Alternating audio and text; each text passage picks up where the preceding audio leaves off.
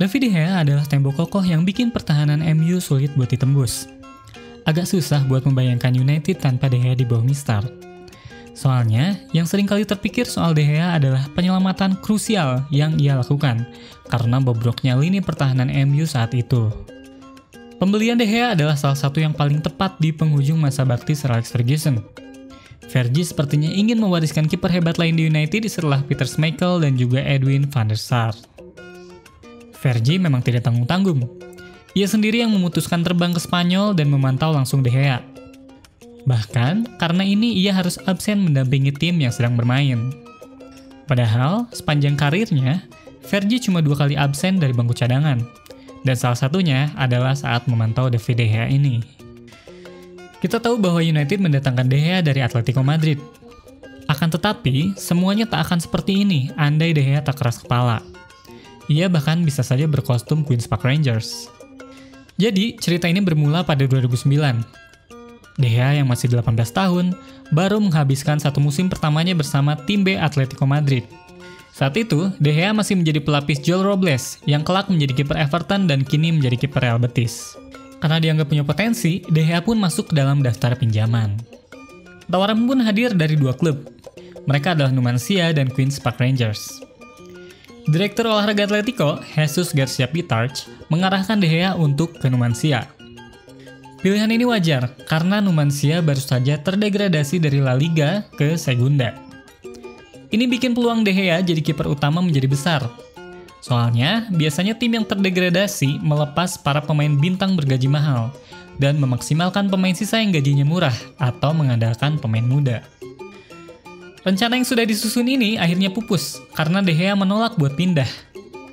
Tentu, ini bikin Atletico marah. Atleti mengancam akan membiarkan De Gea berlatih sendirian. De Gea pun akan dikeluarkan dari tim B Atletico Madrid. Orang-orang berpikir kalau ancaman ini ya cuma sekadar gertakan. Nyatanya De Gea memang benar-benar diasingkan. Ia pun harus berlatih sendirian. Nasibnya sempat terkatung-katung, tapi tak lama. Beberapa pekan kemudian, pelatih tim utama Atletico Madrid, Abel Resino, melihatnya berlatih sendirian. Tanpa diduga, Resino justru mengajaknya berlatih bersama tim utama. Tentu saja jalan De Gea ke tim utama tak semulus itu.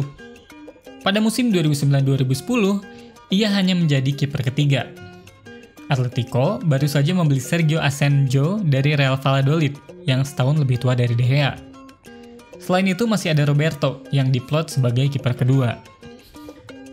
Keberuntungan kembali menghampiri De Gea. Karena Asenjo dipanggil timnas Spanyol ke Piala Dunia U20, maka ia pun naik menjadi kiper kedua. Berkah pun langsung hadir saat Roberto cedera di pertandingan Liga Champions menghadapi FC Porto. Berkah selanjutnya datang ketika Asenjo pulang dari timnas. Permainannya ternyata tak sebagus yang dibayangkan. Ketika dimainkan, Asenjo justru kerap membuat kesalahan. Abel Resino dipecat karena Atletico main jelek. Posisinya digantikan oleh Quique Sanchez Flores pada 23 Oktober 2019. Untungnya De Gea sempat menunjukkan penampilan positif yang bikin Flores tertarik. De Gea akhirnya menjadi kiper tim utama, meskipun Atletico hancur-hancuran di La Liga dan Liga Champions. Tapi akhirnya, mereka bisa mengangkat trofi Europa League di akhir musim, dengan De Gea sebagai kipernya. Di musim 2010-2011, nama De Gea kian berkibar. Ia mendapatkan pujian dari Iker Casillas dan pelatih timnas Spanyol, Vicente del Bosque. Pada September, Sir Alex dikabarkan hadir menyaksikan pertandingan Atleti melawan Valencia. Ia memilih tak mendampingin Manchester United yang berlaga di Piala Liga menghadapi Scunthorpe United. Pada akhir musim, Edwin van der Sar pensiun dari sepak bola. Ia pun pamit dari Manchester United. Rumor sudah terdengar kalau penggantinya adalah David De Gea. Sempat terjadi tarik ulur transfer, sampai akhirnya pada 27 Juni De Gea terlihat di Manchester United, tengah melakukan tes medis. Kini kita mengenal David De Gea sebagai salah satu kiper terbaik di dunia, dan warisan terbaik Sir Alex Ferguson di Manchester United. Beberapa waktu lalu, De Gea menegaskan kalau ia tak punya rencana untuk meninggalkan Manchester United.